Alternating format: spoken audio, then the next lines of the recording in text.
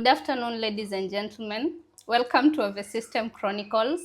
Leo niko na msanii wa Lamu, a very big artist, na he's upcoming, lakini amevuma in a very short time, amekuwa very relevant. Ako na hit song ambayo nimeona nyinyi wote mmefanya challenge, na pia tunawa encourage bado kufanya challenge. So before ni muintroduce, nataka kwanza atuimbie, tujue kama ni yeye, alafu atupatie introduction rasmi. So karibu sana. Utatuambia jina lako, lakini kwanza nataka utuimbie your latest song. Asante sana. Musimbandikize lawama, akija niua huyu kijana, ni mapenzi yanifanya sina maana, nishakufa na nimeozeana. Okay, kwa majina mimi naitwa Abubakar Abdul Nasir, ndio jina nililozaliwa nalo, nililopatiwa na wazazi, lakini watu wananitambua kama jina la usanii kama Sanakari. Okay, na ulizaliwa wapi, umeishi wapi, na mbona uliingia kwa usanii? Okay, mimi nilizaliwa hapa Lamu, katika hospitali ya Lamu County Hospital. Wakati huo ilikuwa inaitwa Lamu District Hospital kama sijakosea. Na kusomea masomo yangu pia nilisoma hapa. Masomo ya primary nilimalizia Swafa primary, halafu secondary nikasoma Swafa Academy ya secondary, halafu nikamalizia Witu mjini. So mimi ni mkazi hapa Lamu, nimezaliwa hapa Lamu, nimesoma Lamu. So maisha yangu yote yamekuwa ni kuhusu Lamu. Okay. Na journey of my music ilianzia wakati niko college. Okay. Hapa Lamu campus. Nilikuwa na rafiki yangu anaitwa Rashid. So huyo Rashid alikuwa akidownload mabiti akinisikizisha, pia alikuwa ana ndoto ya kuwa mwanamuziki. Okay. Sasa alikuwa akinisikizisha hizo biti. So alikuwa akinisikizisha, lakini anajaribu kutafuta idea, lakini ikawa haziji. So na mimi nikasema for the time being, yani ile wacha na mimi nijaribu kitu ambacho yeye pia anajaribu. Nikajaribu kwa wakati huo, lakini ikawa sipati ideas. So nikakaa. Kuna time nakumbuka nilikuwa home peke yangu, nika download beat. Sasa nikasema acha nijaribu. Sasa nika download beat mimi kama mimi, nikazi download, alafu sasa nikaanza kuandika. Katika kuandika nikapata nyimbo moja ilikuwa naweza sema sio mbaya, alafu nikaenda kumsikizisha yule best yangu sasa anaitwa Rashid. Nikamsikizisha, akasema iko sawa. So aliponiambia hivyo akanipatia morali, mimi nikaendelea sasa, nikawa naandika kuandika. Nikaandika ngoma ya pili, nikaandika na ngoma ya tatu. So baada ya kuandika ngoma ya tatu, sasa hiyo ngoma ya tatu ndo akasema sasa iko vizuri zaidi. So aliponipatia moyo na morali, mimi nikaingia studio, nikairekodi hiyo ngoma. Sasa kwa wakati huo sikutaka watu wa family waisikie hiyo ngoma. Kwa nini? Kwa sababu unajua watu wa nyumbani, nimelelewa katika malezi ya kidini ya Kiislamu, na sisi kwetu yani inakuwa yani ni tofauti na mila yani. Okay. So sikutaka wasikie, mwanzo nikawa nawasikizisha mabesti zangu wa mtaani wanaisikia. Bahati mbaya ama mzuri naweza sema ile ngoma ikafika nyumbani sasa. Ikafika nyumbani, mzee akaisikia, mamangu akaisikia, wajomba akaisikia. Sasa mzee akanipigia simu. Unajua mimi na mzee wangu tunaishi mbali. Okay. Yeye yuko sehemu nyingine, akanipigia simu. Akaniambia, "Mwanangu, najua kwamba unaimba, lakini sio kitu kibaya, lakini yani katika kufanya hizo music zako uhakikishe yani hautoki kwenye maadili. Yani usiwe ni mtu wa kutoka kwenye maadili. Yani unapata wasanii wanavaa vipuli ama cheni ama wanakunywa vinywaji yani ambazo sisi haturuhusu, kama sisi pombe haturuhusi kunywa." So akaniambia vitu kama hizo. Mimi nikamwambia ni sawa.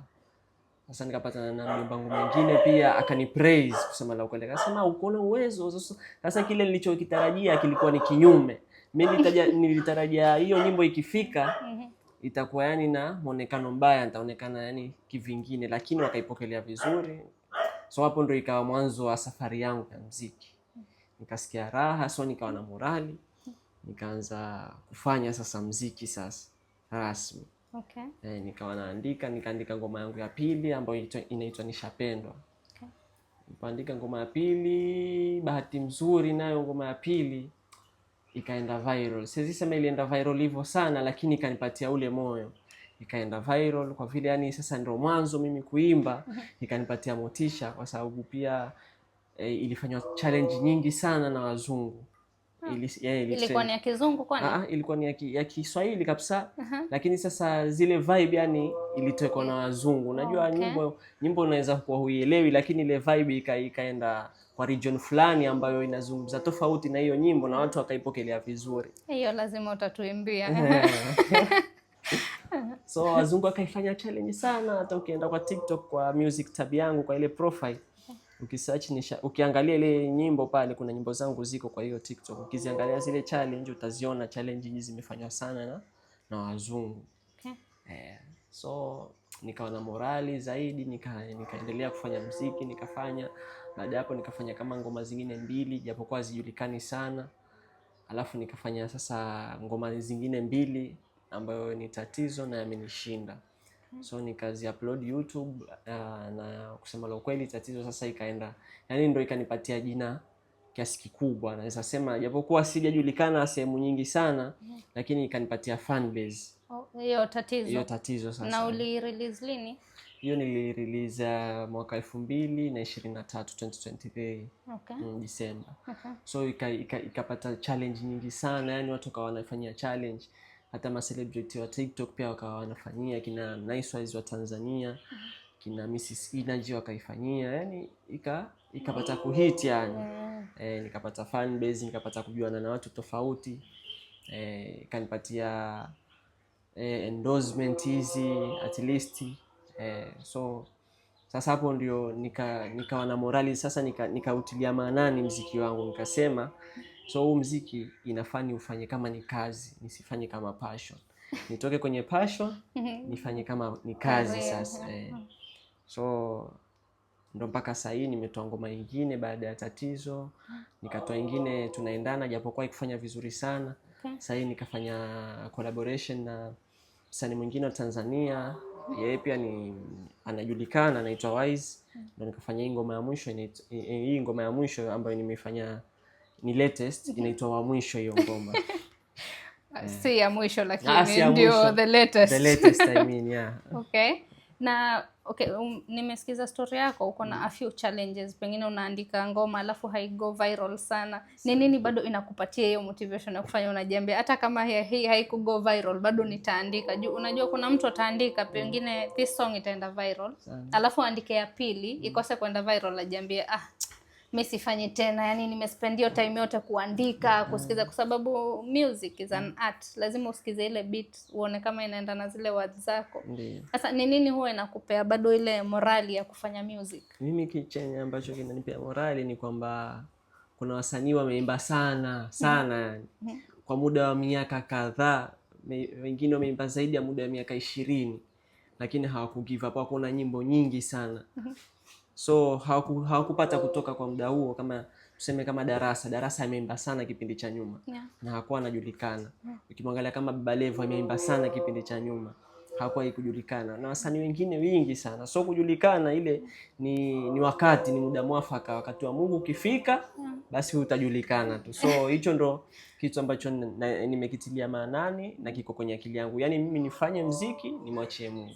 Okay, na pengine hii career yako ya music, sababu najua music inahitaji pesa, hiyo recording, shooting, pengine uko na mtu mwenye anakufund ama unapata support from family ama unafanya vipi yani?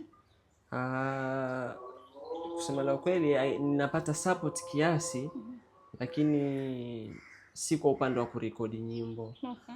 Tuseme maybe ni support kwa connection kama za kufanya shows, kitu kama hicho. So zile shows zikinilipa ndio naingiza kwa muziki. Na so far umefanya shows kama ngapi? Na umefanya shows wapi na wapi? Nimefanya, siwezi kukumbuka ni ngapi. Zaidi ya 10, 20. siwezi sema ni 20, lakini maybe zinaweza kwa zaidi ya 10. Okay. So wewe una Nimefanya perform sorry. Nimefanya kwa event, nimefanya kwa Lamu Cultural Festival, nimefanya ni kwa functions hizi. Na songs zako zote ni love songs ama? Kwa sahihi zote zote ni love song. Unajua mapenzi kitu ambacho kimedominate internet sahihi ni mapenzi. Okay. So yani watu wengi wanaimba mapenzi na watu wengi wanapenda kusikiza nyimbo za mapenzi. So ndo nimebase sana kwenye nyimbo za mapenzi. Lakini sina nia ya kufanya hizo ngoma za love song kwa muda mrefu sana ama kwa nyimbo zangu zote. Okay. Lazima nibadilishe mtindo. Okay. Nibadilishe, niimbe kitu chingine, niimbe kuhusu maisha, niimbe kuhusu mama, niimbe na mambo mengine. Na mapenzi unaandika from experience? Hapana. Unaandika from experience ama unaandika tu? Naandika tu. Okay, so have you performed in weddings before? Umeperform shows kwa weddings huko Lamu? Kwa sababu naona nyimbo zako ziko relatable sana na pia culture ya hapa. So have you performed in weddings, and pengine how was it? How was like your first performance? Nikisema first performance yangu nilitetemeka. Kwa nini? Hujiamini ama unaogopa crowd? Lazima siku ya kwanza ukiperform unajipa moyo, lakini unakuwa na ile hofu, yani watu watanipokelea vipi. So niliperform na haikuwa na crowd wengi sana, lakini kidogo nilichemka, naweza sema nilichemka. Hiyo ndio performance yangu ya kwanza, nilichemka na yani nyimbo ilikuwa iko nyuma, mimi niko mbele, yani naimba tofauti na nyimbo kwa sababu ya ile hofu. Lakini baadaye ndo nikaja kurealize kumbe mimi nyimbo iko mbele. Watu pia hawakujua yani. Hawakurealize. So nikajaribu kidogo, watu wakapokelea japokuwa si sana, lakini kidogo ikawa sio mbaya vile. Na sasa uko vipi performance? Sasa uko vipi? Kulingana na nilivyoanza na sasa ni tofauti. Nashukuru sasa niko na confidence ya kusimama mbele za watu na kuimba. Na pengine is it your management wenye wanakupangia show? Do you have a management? Mimi sina management, sina manager, sina management, yani niko mimi kama solo, lakini nashukuru kwamba niko na marafiki. Okay. Marafiki ambao wananipa morali sana. Okay. Niko na marafiki ambao tunasaidiana kimawazo, tunasaidiana kimambo mengi yani. Na sasa ukipata management unaweza, are you open to having a management ama uko comfortable vile uko sasa? Kwa sababu unajua pia management huwa inakuja na vitu kama marketing nini, yani push. So kuna ile unaweza feel like point yenye umefika sasa I need a management, ama do you feel like bado kuna kazi ambayo unafaa kufanya before nitafute management? Kwa sasa ningesema yani nahitaji management, kwa sababu kuzimanage kazi zako wewe kama wewe peke yako itakuwa yani ni ngumu kusema la ukweli. Kwa sababu uko na pengine social medias nyingi, account nyingi za social medias ambao unahitaji kupost hizo pengine challenge zako za social medias. Unahitaji support kiufupi, kwa upande wa kuingia studio, kwa upande wa video, unajua na kila kitu utakachokifanya kinahitaji pesa. Ushaona? So na kitu kikubwa ambacho sisi kama wasanii ambao bado hatujatoka ama hatujasikika hapa kubwa, kitu ambacho kinatusumbua ni pesa. Unajua kila kitu ni pesa. Na ukipata management ndio inakusimamia kila kitu. Kutokea kuimba, mavazi, location za video, kushoot video, yani kila kitu. Wanakusimamia. So nikipata management itakuwa ni bora zaidi. Okay, na pengine are those some of the challenges zenye wewe una face in music?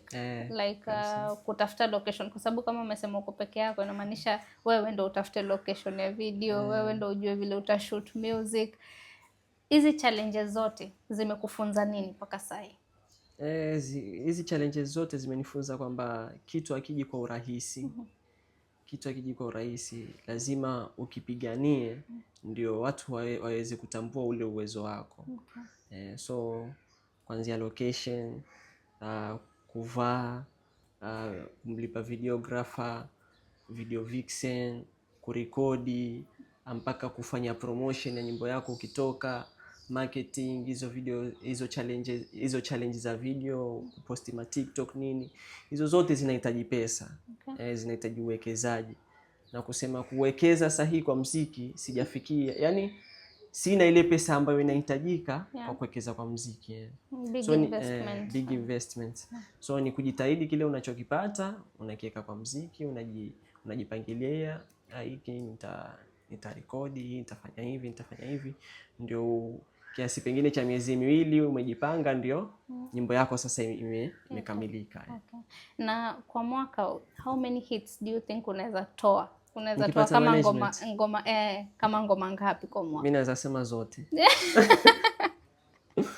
Zote ni ngapi? Ngoma kila wiki, kila siku au kila mwezi? Yani kila mwezi naweza toa ngoma mimi. Good music, kwa sababu unajua kuna pia wasanii ambao wanatoa music consistently, lakini ukiangalia the quality of the music si kitu ambayo ina last. Unaona mtu anasikia kama wiki moja, alafu unaona kuna music ambazo hata zinakaa for years na bado watu wanasikiza. Lakini kuna ambayo inatolewa alafu do you think you can give us that good quality music enye 10 years from now naweza keti chini na nisikize ngoma ya Sanakari? Sana. Mimi niko na nyimbo nyingi ambazo nimeziandika bado sijazirekodi. Unajua mimi niko na strategies zangu ambazo za kutoa muziki. Siwezi toa nikasema ninaingia studio nikatoa muziki kiholela ama nikatoa muziki tu yani 3-4, asiwezi fanya hivyo, kwa sababu unahitaji utoe muziki mmoja at a time, one at a time, ili uipatie ile kazi yako ipate kusikika na ipate yani watu wapate kuisikia vizuri na ipate kuenda viral. Na vile umesema wewe ni wa hapa Lamu, uko sure tukifanya utrend hautatukimbia? Utukimbie huko tu tunasema Sanakari ni wetu wa hapa Lamu, anatuambia hapana, mimi ni wa Mombasa. Hapana, siwezi. Kwa hivyo uta stick na sisi mpaka mwisho. Mimi sidhani kama kuna msanii ambao amekataa kwao, sidhani. Na mtu kunao wanakataa. Unajua unaona kwenu ni town ndogo, yani hutaki ku associated na unajua Lamu is a small place ambao sometimes inakuanga a little bit complicated kwa sababu ya mambo ya security. Unaona sisi tunaishi hapa Lamu, tunajua Lamu kuko sawa, kuna amani, hatuna neno. Lakini ukitoka kula nje, ukitaja unaishi Lamu, unaona mtu anashtuka kidogo. Sasa inaweza kuwa wewe msanii wa hapa, kisha tukikwambia wewe ni wa hapa Lamu utukatae kwa sababu watu uko nje wanasema. Kwa sababu si ndo mahali, hata kwenye biography yangu pia watu wananijua mimi ni wa Lamu. So kwenye biography lazima niandike pale nilizaliwa Lamu. So watu watakuwa wanajua nimezaliwa mahali fulani na mahali fulani ndio kwetu. So siwezi kataa hilo. Na pengine tutarajie nini kutoka kwako in the coming days? Tutarajie makubwa zaidi kwa sababu niko na yani nimejipanga kiasi fulani, nashukuru kwamba yani hizo nyimbo zitakazofuatia sasa zitakuwa ni nyimbo ambazo ninaweza kuzipush na naweza kujisimamia kwa kiwango fulani, kwa percentage fulani. So tutarajie kwamba kazi zitakazotoka ni kazi nzuri na kazi zenye ambazo watu watazipenda. Na who is your role model kwa music? Who do you look up to? Hapo wengi, lakini naweza sema hebu nipe top 3. Top 3. Kwanza Mbosso. Alafu Diamond Platnumz. Alafu J Melody. Mbosso, why Mbosso? Is it because pia unajua pia yako kwa love music sana? Love music zake lazima zitrend. Yani yule jamaa ni kiungo.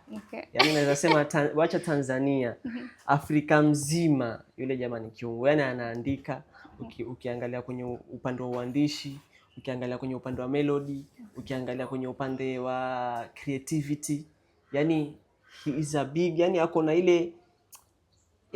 ile akili ambayo wewe mwenyewe ukikaa ukiangalia zile video zake ama zile content zake unasema huyu lakini amefikiria nini hapa mpaka ameandika nini, yani hichi kitu yani mimi mwenyewe nisingeweza kufikiria. So mimi wanaangalia sana wasanii kama Mwanzo Diamond namwangalia sana na Mbosso pia namwangalia sana, na jaribu kuangalia vitu ambazo anafanya, alafu na mimi pia najifunza kutokana na zile vitu anazozifanya. Okay, na not in a bad way, lakini nimesikia umetaja wasanii wa Tanzania sana. Wa Kenya hujui hujui wa Kenya wote hapa. Wa Kenya wapo. Otile Brown pia ananiinspire mimi sana. Lakini sasa unajua chenye naimba mimi kina relate sana, yani iko more coastal side, more coastal side. Okay. Hiyo inaeleweka. Ndio. Okay, na pengine ungependa kufanya collab na msanii? Mbosso. Hiyo hata ukufikiria sana. Siwezi fikiria. Mimi sasa hivi nikiambiwa nichague msanii mimi ni Mbosso. Sasa yake kuja Lamu tayari uko na verse. Kabisa. Okay, this was nice. Sasa na pengine upcoming artist ambao wako Lamu, tunaona Lamu wamejaribu sana. Kuna wasanii wengi wamejaribu hapa Lamu, lakini sijui walikufa moyo ama kulifanyika vipi, manake tuliwaona for a very short time. Unaona kama culture wana perform hii culture, next culture they are not there. Lakini wewe I know you're planning to stay. So pengine ungependa kuambia nini? Kuwapea motivation, morali pengine?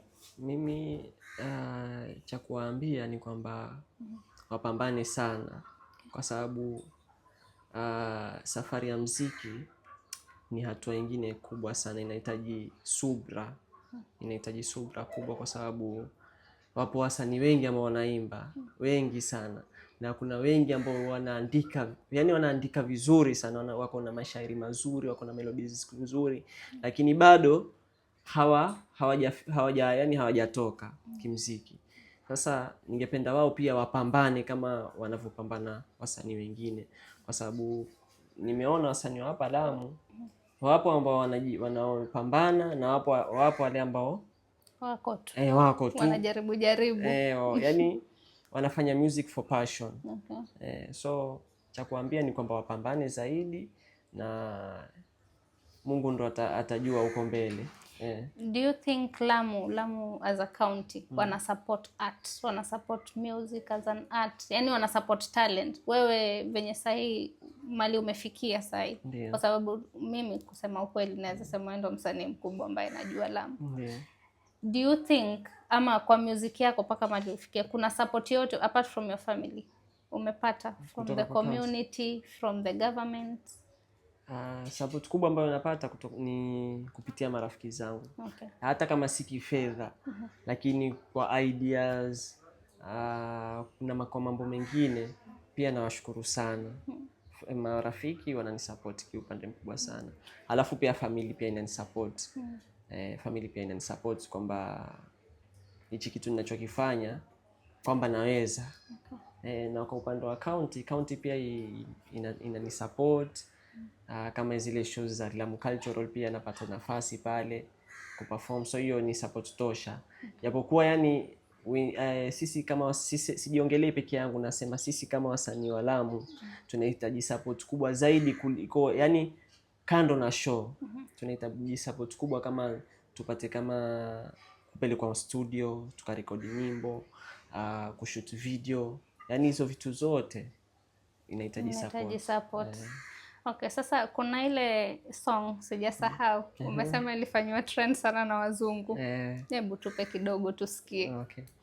Inasema chuku za maneno fumba katu siwasikie, duku za misemo chungana uwanie, sio kila wa karibu kwako wanapenda we ufurahie, wengine mazumbuku kufuraha yao umie, mekomeka kwa penzi lake tamu sukari, mini wake tu na hilo nimeshakiri, kwa wengine mieka tu sina habari, mahaba yamenkolea na kukithiri, nishapendwa tena nipavya kunridhisha, nishapendwa akasema deka.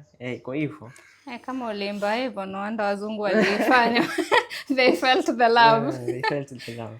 Okay, mi nashukuru sana Okay, asante. kuja kwa show yangu. Ndio. Sijui kama una la zaidi la kusema ama utupatie pages zako tu subscribe, tukufollow. Okay, mimi kiupande wa YouTube unaweza nipata kama Sanakari, na kiupande wa social medias kama Instagram, TikTok na Facebook page unaweza nipata kama I am Sanakari. Okay. Na nyimbo zangu ziko kwa digital platforms zote, Spotify, Audiomack, zote yani. Okay. Yeah, thank you for coming. Sasa juu umetuambia tu subscribe kwa page yako, waambie wa subscribe kwa yangu na wa like na wa share hii video. So msikose kusubscribe kwa hii page ya Ave System Chronicles. Yes. Msikose kusubscribe na kushare pia hii interview na mu turn on the bell icon, kwa sababu si interview ya kwanza na si ya mwisho. Kuna mambo mengi ambayo itapostiwa kwa hii page, so msikose kusubscribe na kushare. Na wewe ukitrend usikose kurudi. Sikosa. Asante. Thank you my people for being with me this afternoon. Like you've seen, I've hosted a very big music artist. I'm excited. And kindly subscribe, like and share this video. Na pia tunafanya business marketing. We are open for marketing, social media marketing. And yes, support us. Support this channel. Tutawekea namba hapa chini kama una feel a little bit generous, tuma kitu.